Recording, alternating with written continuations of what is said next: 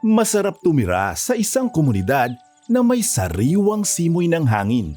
May parke na napaglalaruan ng mga bata at lugar kung saan pwedeng mag-picnic ng libre ang mga pamilya.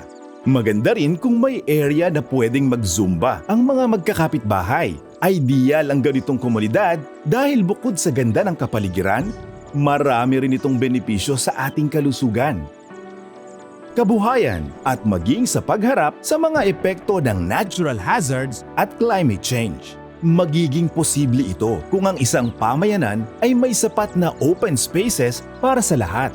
Open spaces ang nagsisilbing sentro ng koneksyon ng mga tao sa isang komunidad. Sa bawat taong nakakasalubong natin sa pamamasyal sa tabing dagat o sa mga palagi nating kasama at kakwentuhan sa community parks. O kaya naman ay mga dati nating kalaro sa playground. Sa mga ganitong koneksyon natin nabubuo ang konsepto ng salitang komunidad. Kaya mahalaga na ang bawat bayan o syudad ay may open spaces na resilient, responsive, at sustainable. Maaaring mangyari ito sa pamamagitan ng pag-preserve ng mga natural at cultural sites, pag-conserve ng mga lugar laban sa pagkasira, pag-regenerate ng mga sites na may damage na, o pag-create ng mga bagong open spaces sa mga lugar na wala nito.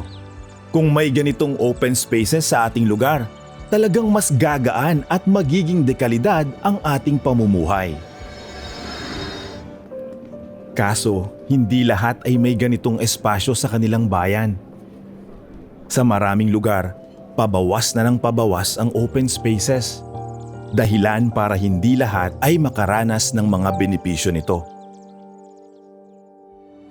Kaya naman, para matulungan ang mga lokal na pamahalaan sa pag-develop ng open spaces, binuo ng Department of Human Settlements and Urban Development sa tulong ng Government of Japan, Global Facility for Disaster Reduction and Recovery at ng World Bank ang Open Space Development Guidelines.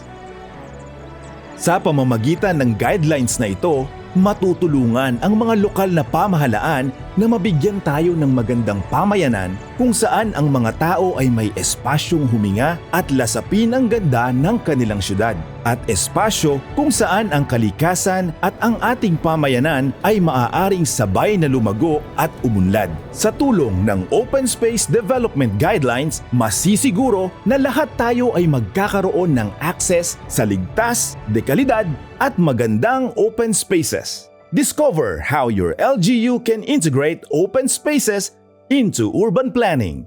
Learn more about the Open Space Development Guidelines.